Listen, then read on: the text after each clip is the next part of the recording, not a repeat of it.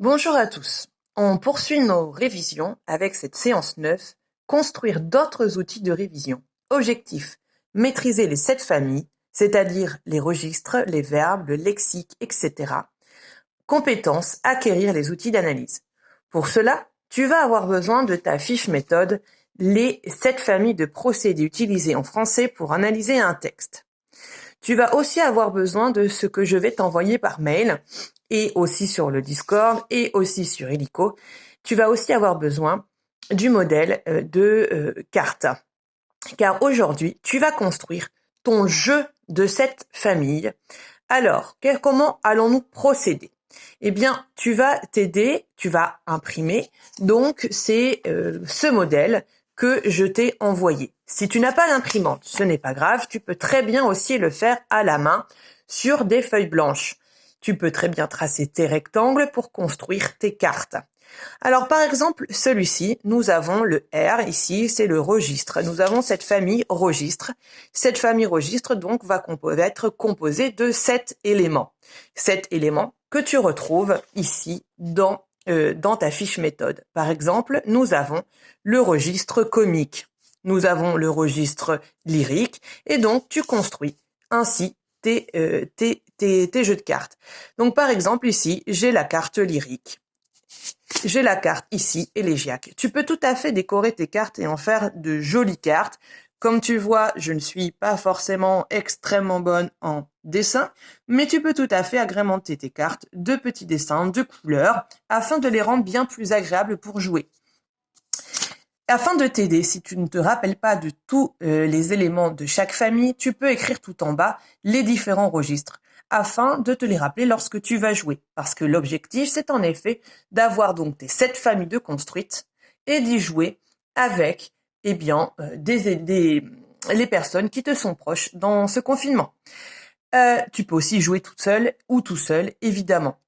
Alors, donc, comment va-t-on continuer? Donc, tu as les registres, donc tu en prends 7 pour constituer tes 7 éléments. Par contre, comme tu le sais, le genre, nous n'avons pas forcément ces 7-là. Alors, tu vas utiliser aussi les sous-genres.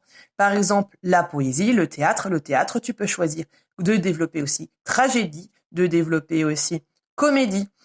Et le roman, tu peux en choisir aussi différentes sortes. Roman autobiographique, ou choisir des contes. En fait, tu vas pouvoir, comme cela, étoffer et trouver 7 éléments pour construire ta famille. De la même façon, les figures de style, puisque nous avons travaillé dessus dans Et ensuite, tu choisis 7 figures de style qui te posent souci pour t'en rappeler maintenant. Dans l'énonciation, comment tu vas faire? Tu vas reprendre surtout ces éléments du discours direct, indirect libre, ici, puisque nous allons retravailler dessus dans la prochaine séance. Tu peux reprendre aussi tout ce qui concerne les énonciateurs, c'est-à-dire nous allons reprendre aussi les différents narrateurs. Narrateur interne, narrateur externe avec un point de vue interne, un point de vue externe et un point de vue zéro ou omission, ce qui te permettra d'avoir aussi donc 7 éléments.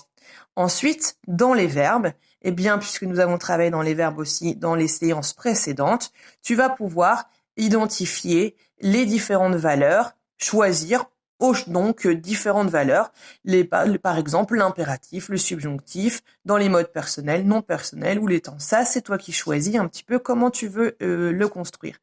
Le lexique, de la même façon, tu vas choisir par exemple champs lexicaux, antonyme, homonyme, paronyme, antonyme, dénotation, connotation, dépréciatif, mélioratif, pour arriver à 7 éléments qui constituera la famille de lexique. Et dans la syntaxe, nous avons vu aussi différentes choses. Nous avons vu les différents types de phrases. Donc là, tu peux t'aider aussi de la fiche méthode des types de phrases ou de la fiche méthode des propositions pour construire 7 éléments dans cette famille. Choisis les éléments évidemment qui te posent souci pour t'en rappeler. Profites-en pour pouvoir les retravailler.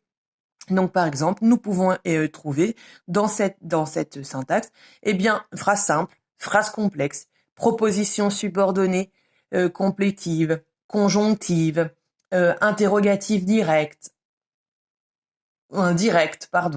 etc., etc.